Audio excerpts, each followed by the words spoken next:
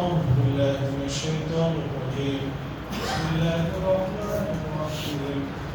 من كان يرجو لقاء الله فإن أجل الله لآت وهو السميع العليم.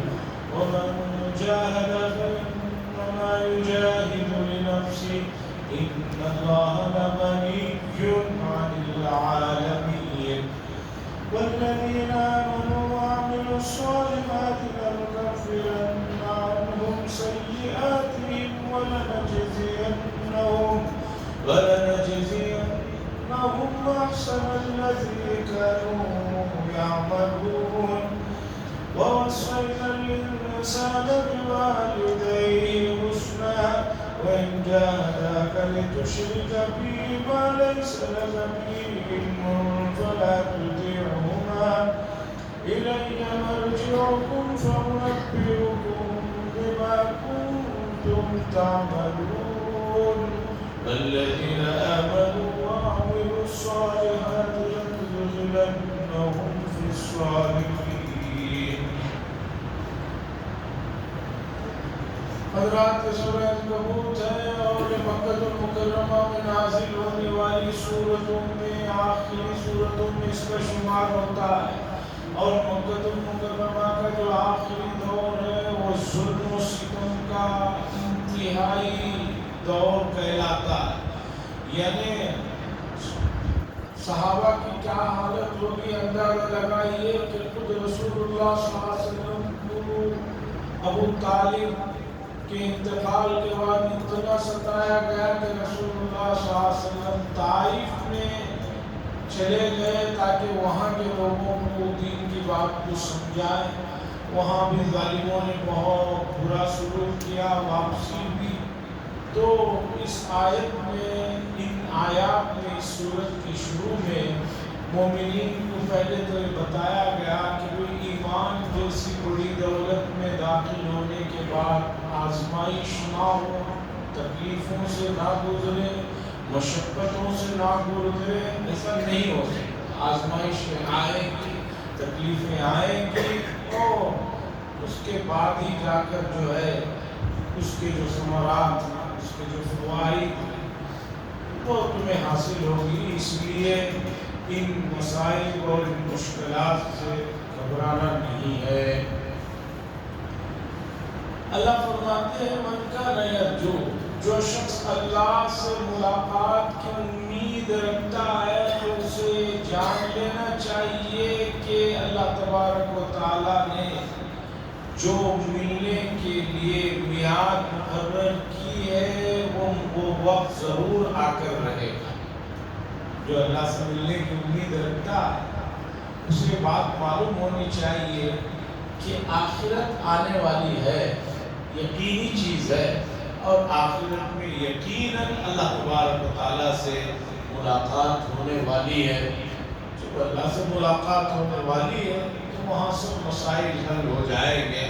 اس لیے اس آیت میں بھی تسلی دی جا رہی ہے اللہ سے ملاقات کے موقع پر سب مسائل حل ہوں گے.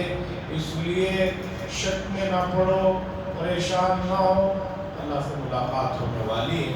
وہ سمیع العلیم، اور وہ ذات ہے جو ہر بات سنتی ہے اور ہر بات کو جانتی ہے.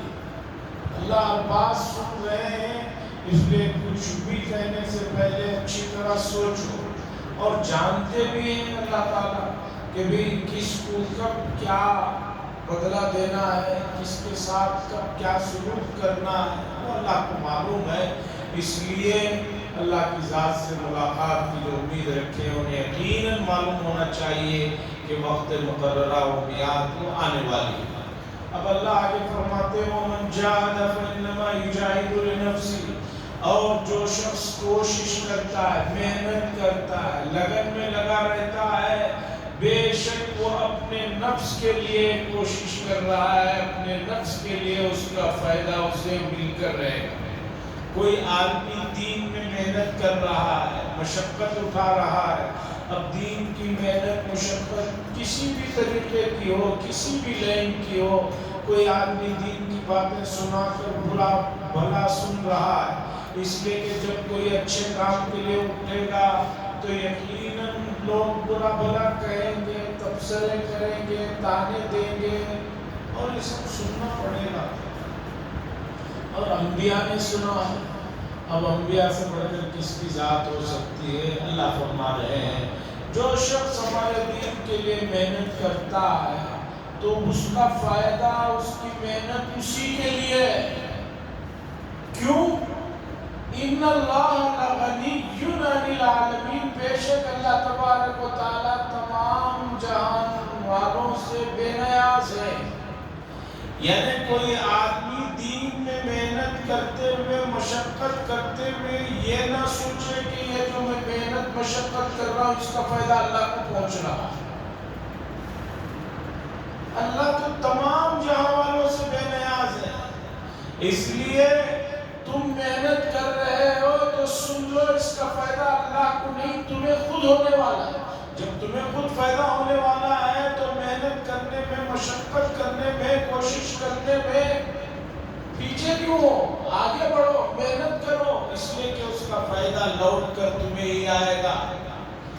حدیث قدسی ہے، اللہ فرماتے ہیں اگر پورے انسان اور جنات تمام کے تمام بہت اعلیٰ درجے کے نیک ہو جائے، فرما بردار ہو جائے، کسی بھی طرح کا کوئی گناہ نہ کرے، تب بھی اللہ تبارک و تعالیٰ کی ملکوتیت میں اور اس کی کبریائی میں، اس کی شان میں تھوڑا سا اضافہ ہونے والا نہیں ہے۔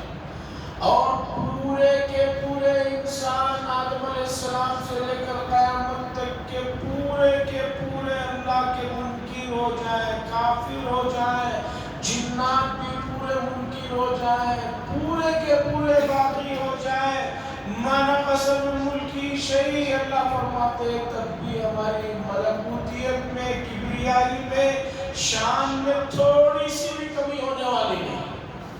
وہ انسان ہے کہ اس کے جو ہے فالوور بڑھنے سے اسے فائدہ ہوتا ہے، اس کے چاہنے والے بڑھنے سے اسے فائدہ ہوتا ہے، گھٹنے سے اسے نقصان ہوتا ہے، اس کی کرسی جاتی ہے، اس کے لیے اور مسائل پیش آتے ہیں، لیکن اللہ کا معاملہ ایسا نہیں ہے۔ ان اللہ لغنی عن العالمین، سن لیجئے بے شک اللہ تبارک و تعالی تمام جہان والوں سے بے نیاز ہے۔ تو ومن جاہد، جو شخص محنت کرے، مشقت اٹھائے، وہ اپنے لیے اٹھا رہا ہے، اس لیے اس کا فائدہ اسے پہنچنے والا ہے۔ گویا دوسرے لفظوں میں ترغیب دی جا رہی ہے کہ محنت کرو، مشقت اٹھاؤ، آگے بڑھو، کوشش کرو۔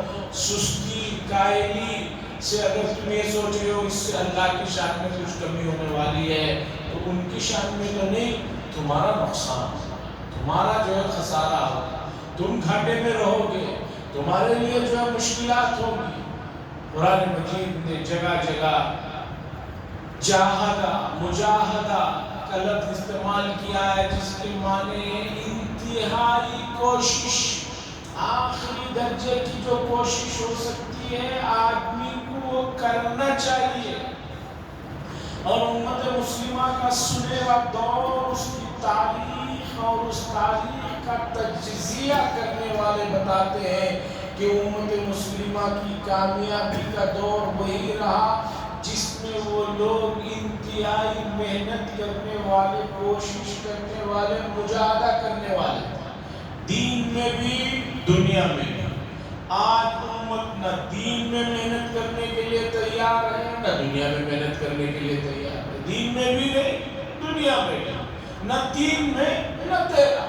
امت کا حال جو ہے نہ تین میں، مشہور کہاوت ہے، نہ تیرہ میں ایسا ہو گیا ہے۔ قرآن نے کہا کہ محنت کرو، مشقت کرو، اس کے بغیر جو ہے کامیابی نہیں ملتی۔ اللہ فرماتے ہیں والذین آمنوا، اور وہ لوگ جنہوں نے ایمان لایا، وعملوا الصالحات، اور نیک کام جنہوں نے کیا، لنکفرن عنہم سیئاتہم، ہم ضرور بھی ضرور ان سے ان کے گناہوں کو دور کر دیں گے، پھینک دیں گے، وَلَنَجْزِيَنَّهُمْ، اور ضرور بھی ضرور ان کو بدلہ دیں گے ان کے ان نیک کاموں کا جسے انہوں نے کیا ہے۔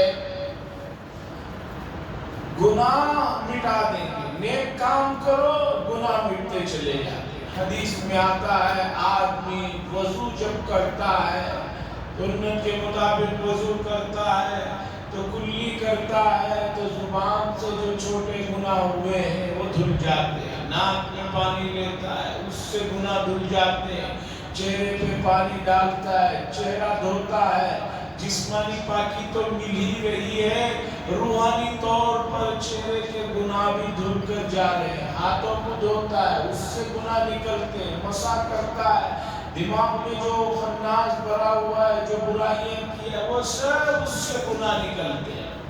قرآن نے اس سے پہلے فرمایا گزری ہے آیت ان الحسنات یذہبن السیئات، نیکیاں برائیوں کو ختم کرنے والی ہیں، لے جانے والی ہیں۔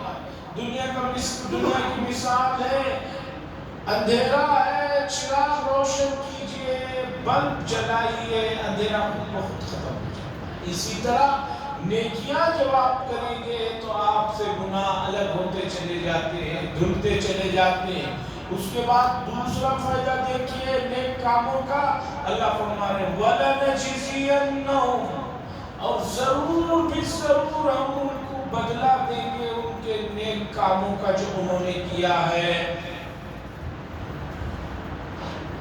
اب اس کے بعد کی جو آیت ہے یہ آیت کا پس منظر سمجھیے۔ پس منظر شان نزول یہ ہے کہ مکہ المکرمہ میں جب ایمان والوں کی تعداد بڑھنے لگی تو بعض حضرات جب ایمان لائے تو ان کے والدین نے ان پر بڑا دباؤ ڈالا، بہت کوشش کی کہ تمہیں ایمان سے ہاتھ دھونا ہوگا، ایمان سے تمہیں نکل کر پرانے مذہب کی طرف آنا ہوگا، نہیں تو ہم تمہاری جو ہے تمہارے سے تعلقات ختم کر دیں گے۔ قرآن نے یہاں پر اس آیت میں ضابطہ بیان کیا اور ایک اصولی بات کہی کہ والدین کا بڑا احسان ہے، والدین کے بڑا مقام ہے، تو تمہارے والدین اگر تم سے شرک کرنے کے لیے کہے تو یہاں ان کی بات نہیں سنی جائے گی، لیکن بات جو بھی کریں گے اچھے انداز سے ان کو سمجھائیں گے۔ اور حدیث میں اصول بتایا لا طاعت لمخلوق فی معصیت الخالق، مخلوق کی فرما برداری اس کام میں نہیں کی جائے گی جس میں خالق کی نافرمانی اور خالق کی مخالفت آئے۔ کوئی بھی مخلوق، بیٹا ہے، باپ ہے، ماں ہے، بیوی ہے، بچے ہیں، دوست ہیں، پڑوسی ہیں، بڑے ہیں، چھوٹے ہیں، ان کی بات ایسی بات نہیں سنی جائے گی کہ جس کے سننے سے کرنے سے اللہ کی نافرمانی لازم آتی ہو، لیکن ان کے ساتھ اچھے انداز میں اس کو سمجھایا گیا۔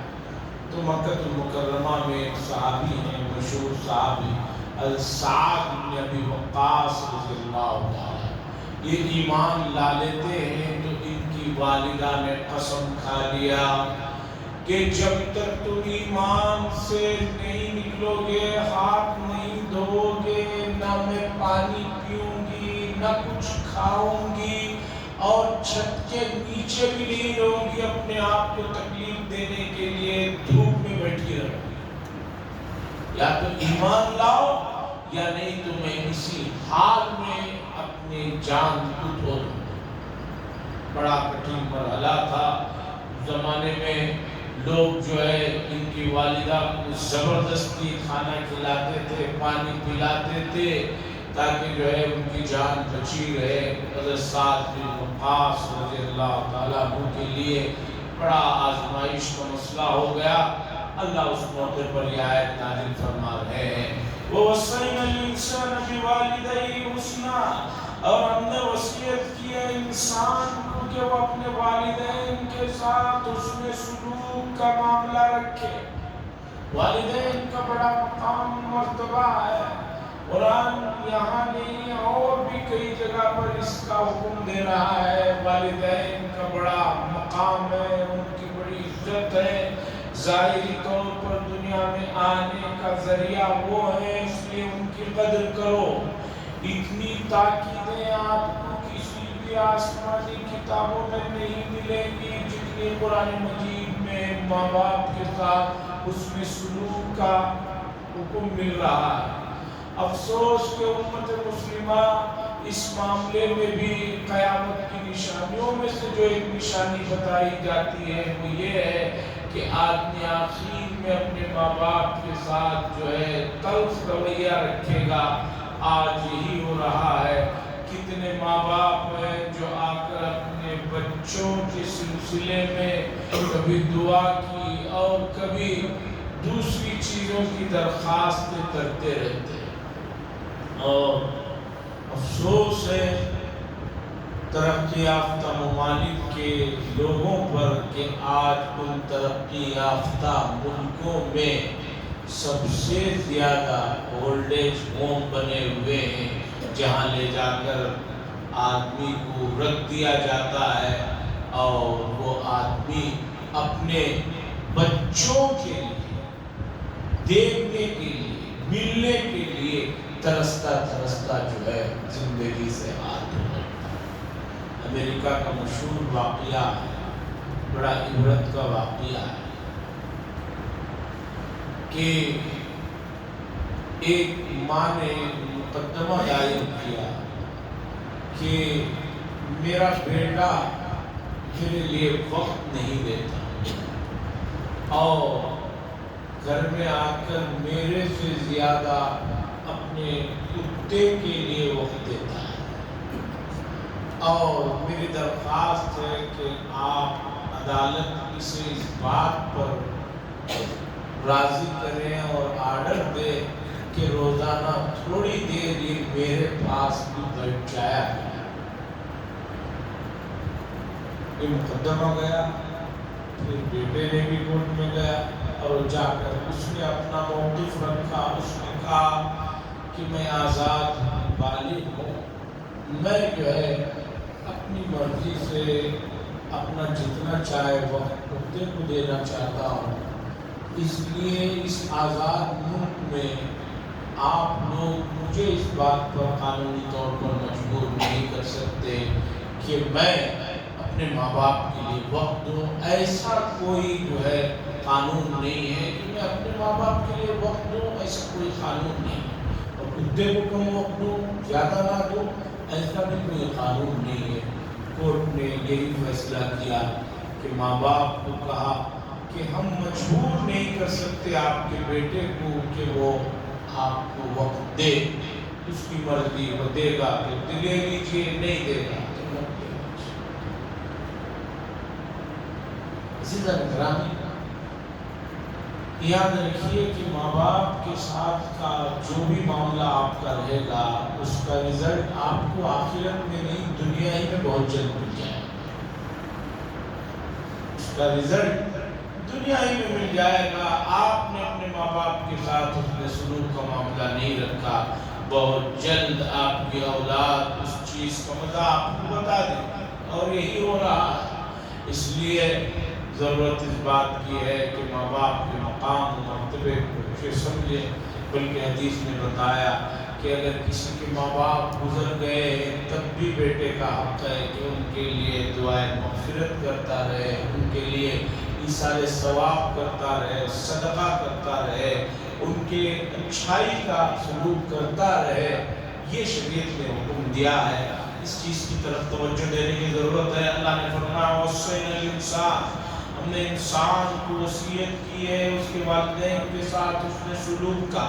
وَإِن جَاهَدَاكَ لِتُشْرِكَ بِي، اور اگر تجھے مشقت میں ڈالیں، کوشش کریں کہ وہ اس بات کی کوشش کریں کہ وہ تمہیں میرے ساتھ کسی کو شریک کرنے کا حکم دیں، یعنی اور معبودوں کو بھی ماننے کا حکم دیں کہ جس کا تمہارے پاس علم نہیں ہے کہ وہ اللہ کے علاوہ کوئی معبود ہے کہ جس کے ساتھ شریک کیا جائے، فَلَا تُطِعْهُمَا، ان کی اطاعت نہیں کی جائے گی، ان کی فرما برداری نہیں کی جائے گی، ان کی बात नहीं सुनी जाएगी।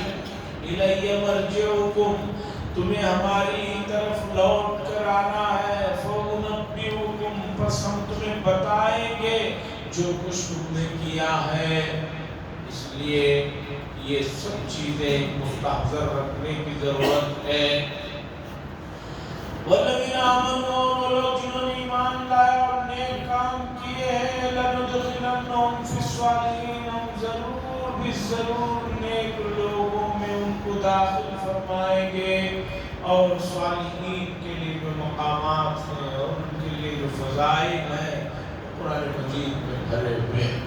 कुरान ने जहाँ भी ईमान का तज़किरा किया वहाँ नेक कामों का तज़किरा किया। वअमिलुस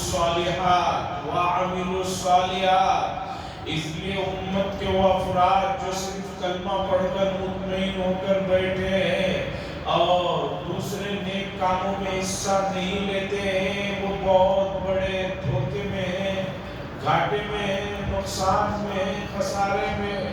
और जिन लोगों ने समझा है कि ईमान सिर्फ कलमा पढ़ने का नाम है और उसके साथ ईमान से जुड़ी हुई कोई चीज़ें नहीं है, वो भी धोखे में है। इसलिए कि बुखारी शरीफ की हदीस है, अल ईमान बिज़्ज़ुन व सबऊन शुअबा, ईमान के 70 से भी ज़्यादा शाखें हैं और ईमान की सबसे बड़ी शाख ला इलाहा इल्लल्लाह है और सबसे ईमान की छोटी शाख ये है इमाततुल अज़ारी तरीक़, रास्ते में गिरी पड़ी हुई चीजें जिससे राह चलने वालों को तकलीफ होती हो, उसे रास्ते से हटाना, ये भी ईमान है।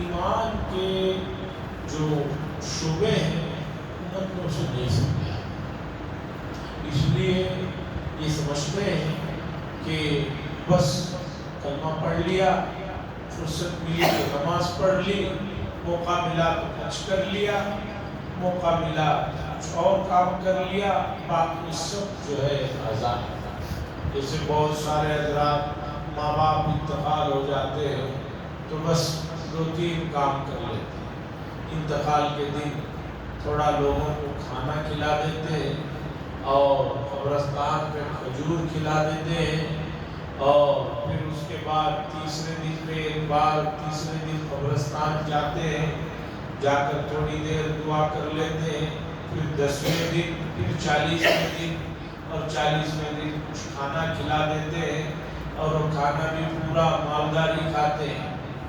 सवाब पहुंचाना है तो गरीबों को खिलाइए, खाना जरूर खिलाइए, माँ बाप को सवाब पहुंचेगा, लेकिन मुस्तहिक आदमी को खिलाइए भाई।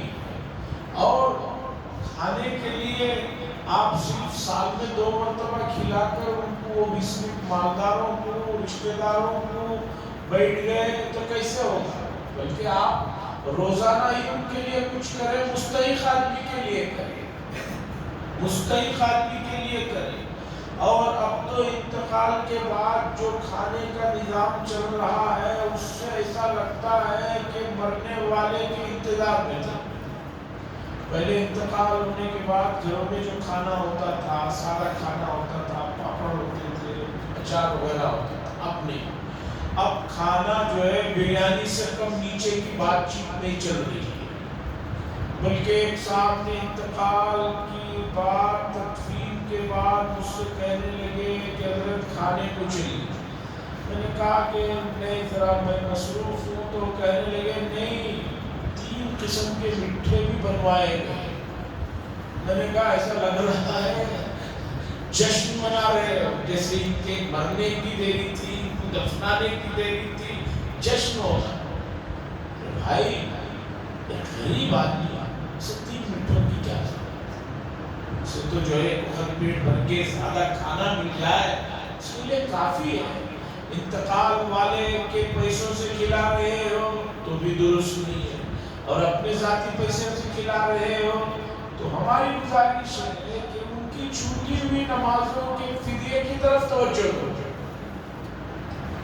इंतकाल हुआ 5-10 दिन भी अगर वो बीमार रहकर इंतकाल हुआ है तो आखिरी वक्त में उसकी नमाजें छूट गई हैं, उसके रोजे छूट गए, اگر وہ پابندی سے ہے نماز کا، بچپن سے نماز کا پابندی، اور بعض حضرات تو بالکل آخر عمر میں کچھ نمازوں کی پابندی کرتے ہیں، ان کی کتنی نمازیں قضا ہوئی ہیں، اس کا فدیہ کون دے گا؟ اس کے بغیر کیسے چارے کار ہوگا؟ ماں باپ کے ساتھ حسن سلوک کا طریقہ یہ ہے کہ اگر ان پر حج فرض تھا، حج نہیں کیے ہیں تو حج کرائیے، اور اگر ان کا قرض تھا تو قرض ادا کیجیے، اور یہ کچھ بھی نہیں تھا تو ان کی نمازوں کا، روزے کا فدیہ ادا کیجیے، اور یہ بھی معلوم کیجیے کہ انہوں نے کوئی نیک کام کی منت مانی ہو اور اسے انہوں نے نہ کیا ہو، بتایا ہو تو پورا کرو۔ اس لیے کہ ماں باپ اپنے بچوں کی کامیابیوں کے لیے بڑی منتیں مانگتے ہیں کہ اللہ یہ کام ہو گیا تو 10 روزے رکھوں گا، اللہ یہ کام ہو گیا تو جو ہے 10 غریبوں کو کھلاؤں گا۔ کام ہو جاتا ہے پھر بچوں کی خوشی میں ایسے مگن ہوتے ہیں کہ وہ منتیں، وہ نظر جو انہوں نے صحیح چیزوں کی مانی تھی اسے پورا نہیں کرتے۔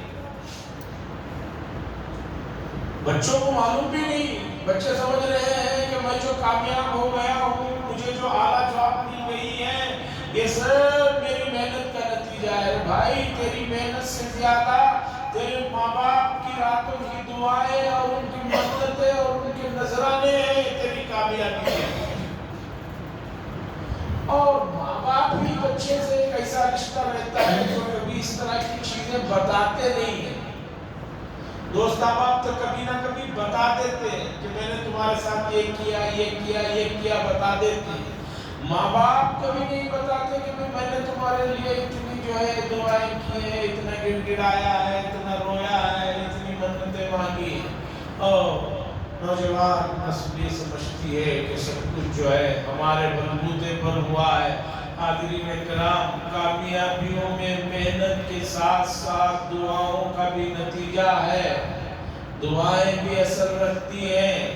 اس لیے ماں باپ کے حسن سلوک اور نیک کاموں کا حکم دیا، لَنُدْخِلَنَّهُمْ فِي الصَّالِحِينَ۔ اب اس کے بعد کی آیت سنیے اور اس آیت کو سمجھیے۔ آیت میں اللہ یہ کہہ رہے ہیں کہ بعض لوگ جو ایسے ہیں جو بے لوٹے کے پیندے ہیں، کہ تھوڑی سی مشکل آتی ہے تو یہ سمجھتے ہیں کہ بھئی یہ ایمان کی وجہ سے مشکل آئی ہے، یہ لوگ جو ستا رہے ہیں اس چھوٹی سی تکلیف کو یہ سمجھتے ہیں کہ یہ آخری درجے کی تکلیف ہے، ایمان سے نکل جائے۔ اور جب مسلمانوں کے پاس فتوحات آتے ہیں، دیکھتے ہیں کہ بھی کامیابیاں ہو رہی ہیں، مدد مل رہی ہے، تو یہ پہنچ کر کہتے ہیں کہ بھئی ہم تو تمہارے ساتھی ہیں، ہم تو مومن ہیں، مسلمان ہیں، ہمارا خیال کرو۔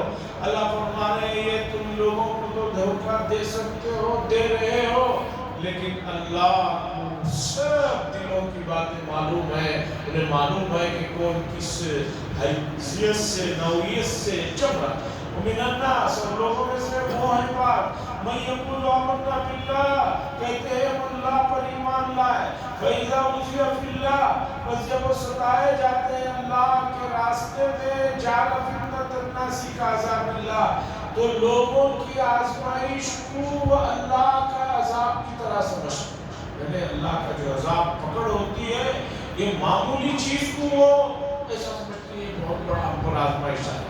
وَلَئِنْ جَاءَ نَصْرٌ مِّن رَّبِّكَ، اور اگر اللہ کی طرف سے، تمہارے رب کی طرف سے کوئی مدد پہنچتی ہے، لَيَقُولُنَّ إِنَّا كُنَّا مَعَكُمْ، تو کہتے ہیں ضرور بھی ضرور کہیں گے کہ بے شک ہم تو آپ کے ساتھ ہیں۔ أَوَلَيْسَ اللَّهُ بِأَعْلَمَ بِمَا فِي صُدُورِ الْعَالِمِينَ، کیا اللہ نہیں جانتے کہ تمہارے سے زیادہ، بلکہ اللہ تعالیٰ بہت زیادہ جانتے ہیں اس چیز کو جو لوگوں کے دلوں میں ہے۔ لوگوں کے دلوں کی باتوں کو اللہ جانتا ہے، اور بہت سے مرتبہ قرائن سے، انداز، لب و لہجے سے آدمی کو بھی پتہ چل جاتا ہے کہ سامنے والا کہہ کیا رہا ہے اور اس کے دل میں کیا ہے۔ ہارون رشید کے پاس ایک آدمی کو لایا گیا جو یہ کہہ رہا تھا کہ میں نبی، میرے اوپر وحی نازل ہوئی۔ ہارون رشید نے کہا اچھا ہمارے پاس جبریل آتے ہیں؟ اس نے کہا جی، جبریل علیہ السلام آتے ہیں وحی لے کر آتے ہیں۔ ہارون رشید نے پوچھا ذرا مجھے بتاؤ کہ اس وقت میرے دل میں کیا چیز میں سوچ رہا ہوں، کیا پل رہی ہے؟ جبریل علیہ السلام تمہارے پاس آتے ہیں تو اللہ کی طرف سے آتے ہیں تو پوچھ کر وہ آدمی تھوڑی دیر تک جو ہے سر کو نیچے جھکائے رہا، اور اس کے بعد اس نے کہا ابھی جبریل علیہ السلام نے آ کر مجھے اطلاع دی ہے کہ اب میں جو بھی کہوں گا وہ جھوٹ کہوں گا، یہ تمہارا دل کہہ رہا ہے۔ ہارون رشید ہنسا اور اس کے بعد اسے کہا ہے کسے لے کر کے، اس لیے کہ اتنا تو اندازہ ہو ہی جاتا ہے کہ بھی اب میں کیا بول رہے ہیں، تو قرائن سے پتہ چل جاتا ہے کہ دنیا کے لوگوں کو بہت ساری چیزوں کا آدمی کو دیکھ کر اندازہ ہو جاتا ہے۔ تو سوچئے کہ اللہ تبارک و تعالیٰ دلوں کے بھیدوں کو جانتے ہیں، خفیہ اور چھپی ہوئی باتوں کو۔ اور میں نے دیکھا پولیس جو ہوتی ہے، پولیس کی آنکھیں اور کتوں کی ناک بڑی تیز ہوتی ہے۔ مکہ المکرمہ میں حرم کے پاس جب صفا مروہ بڑا نہیں ہوا تھا، نارمل تھا، 17-18 نمبر گیٹ کے پاس ایک بڑا شعبہ گمشدہ سامان کسی کا کوئی سامان گم ہو گیا ہو تو وہاں جا کر پوچھتے ہیں آدمی، وہاں سامان ملا ہو تو آ جاتا ہے، یا نہیں تو کمپلینٹ لکھ کر ضروری ڈاکیومنٹس کے لیے آگے کی کارروائی کا۔ تو حج اور رمضان کے موقع پر حکومت کو دنیا بھر سے لوگ آتے ہیں، ہر زبان کو سمجھنے والے ٹرانسلیٹروں کی ضرورت ہوتی ہے، تو ہم لوگ یونیورسٹی سے ہم لوگوں کو بھی اس میں منتخب کر کے بھیجا جاتا تھا، جیسے اردو ہے کنڑی جان لے والے ہیں، سری لنکا والوں کے لیے تھوڑی بہت مجھے تمل بھی آتی تھی تو تمل سے کام چلا رہا تھا، تو میں وہاں رہتا تھا۔ لاسٹ فونس بول کر جو وہ گمشدہ سامان کا دفتر ہے، بہت سے لوگ جو مکے میں رہتے ہیں یا آس پاس کام کرتے ہیں، ان کا اقامہ وہاں پر ایک کارڈ بنا کر دیا جاتا ہے جسے اقامہ کہتے ہیں، وہاں رہنے والوں کام کے لیے آئے ان کا اقامہ بنا کر دیتے ہیں۔ اگر وہ گم ہو گیا باہر تو پھر اسے بنانے کے لیے 2-2.5 ہزار روپے ریال کا خرچ آتا ہے، لیکن اگر یہ معلوم ہو جائے کہ وہ حرم میں گم ہوا ہے اور حرم کی ایک پولیس لکھ کر دے دے ہاں بھئی ان کا گم ہو گیا ہمیں نہیں ملا ہے، تو وہ مفت میں بن جاتا ہے۔ تو بہت سے لوگ جو کام کرنے والے رہتے ہیں، کہیں ان کا گم ہوا رہتا ہے، لیکن وہ آ کر کہتے ہیں کہ بھی ہمارا حرم میں طواف کر لیتے، کسی نے چوری کر لیا بھول گیا۔ میں بتانا چاہ رہا ہوں کہ میں پولیس والوں کے ساتھ بیٹھا رہتا تھا، عموماً فجر کے بعد کا وقت، شام کے بعد کا وقت بہت خالی رہتا تھا، تو بعض لوگ جب ادھر سے آتے رہتے تھے تو ہمارے ساتھ ڈیوٹی کرنے والا جو سینئر پولیس والا تھا وہ مجھے دیکھ کر کہتا کہ دیکھو یہ جو آدمی آ رہا ہے یہ انڈین ہوگا، یہ بنگال کا ہوگا، ابھی آئے گا، آ کر کہے گا کہ کل میں یہاں طواف کر رہا تھا، میرا اقامہ چوری ہو گیا ہے، ملا کے، اور نہیں تو جو ہے میں کیا کرنا مجھے بتاؤ، میں بہت پریشان ہوں، یہ کہے گا دیکھ۔ تو میں کہتا کہ آپ کو کیسے پتہ چلے گا؟ تم دیکھو اس کی چلنے کی، اس کی آنکھیں بتا۔ وہ آتا آ کر کہتا کہ میرا بٹوا گم ہو گیا، اس میں اقامہ تھا، پیسے تھے، پیسوں کا کوئی مسئلہ نہیں، اقامہ گم ہو گیا ہے، کسی طرح جو ہے مجھے یہ کر دیں۔ کب گم ہوا؟ نہیں، کل گم ہوا۔ تو وہاں قانون ہے کہ گم ہونے کے بعد 24 گھنٹے کے اندر تک نہیں ملا تو پھر پیپر بنا کے دیتے ہیں، اس سے کہہ دیا جاتا شام میں۔ تو پھر وہ پولیس والا کہتا، ذرا دیندار پولیس والا وہ کہتا مجھے معلوم ہے یہ طواف کیے ہوئے بہت زمانہ ہو گیا ہے، सूरत से ही पता चल रहा है ये तहफ़्फ़ुज़ वगैरह किया भी नहीं है, चोरी भी नहीं हुए, गुम हुआ है कहीं। अब चलो बेचारे की मदद कर देंगे, शाम में आएगा दरखास्त लिख के जो है दे देना। तो बताना ये है कि एक आदमी को देखकर अंदाजा लगा लेता है, खासतौर पर नफ्सियात के जो मौजू वाले होते हैं वो आदमी को देखकर पहचान करते हैं। हमारे उस्ताद थे, मिस्र उस्ताद थे, वो उनमें से थे कि जामिया अज़हर से फारिग हुए तो आला दर्जे से फारिग हुए तो अमेरिका की यूनिवर्सिटी वालों ने मुंतखब तलबा को ले जाकर उनको ट्रेनिंग दी थी। वो कहते थे, बच्चों को सामने बिठाते थे और एक सवाल करते कि किसे मालूम ये सवाल का जवाब, और उसके बाद बहुत से बच्चे हाथ भी उठाते, वो किसी खास बच्चे को दिखाकर कहते कि तुम बोलो, वो नहीं बोल पाता। उन्होंने कहा कि आदमी जुबान से झूठ बोल सकता है, आंखें झूठ नहीं बोल सकती। जो ही सवाल करो तो चेहरों को देखते रहो, जिसे नहीं मालूम होगा वो कितना भी माहिर है उसकी आंखें बता देंगी कि उसे नहीं मालूम। बात मतलब जो नहीं मालूम है वो लोग भी हाथ उठाते थे उस्ताद को धोखा देने के लिए, वो उनसे कहते कि तुम बताओ। वो ये सोचते कि हाथ नहीं उठाए तो उस्ताद पूछेगा, हाथ उठा देते बच्चे, नहीं मालूम है उठा देते, फिर भी पूछते कि तुम्हें नहीं मालूम है बताओ। तो कहते थे कि सवाल करते ही आंखें बता देती हैं कि नहीं से उसका जवाब मालूम है या नहीं है।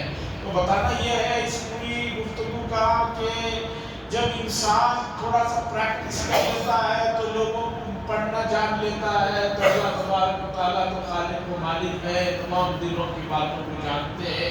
इसलिए आदमी को बहुत ज़्यादा मुहतात होने की ज़रूरत है और बहुत ज़्यादा जो है अपने आप को ऐसी चीज़ों को दिल में गुजरने से रोकने की ज़रूरत है जो अल्लाह को नापसंदीदा है।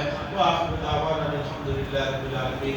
लेकिन हम लोगों का शुक्रिया अल्लाह शुक्रिया शुक्रिया नबीना बारिक वसल्लम मोहम्मद सल्लल्लाहु अलैहि वसल्लम अला खैर मोहम्मद व अला आलिहि व सहबिही अजमाइन। अल्हम्दुलिल्लाह।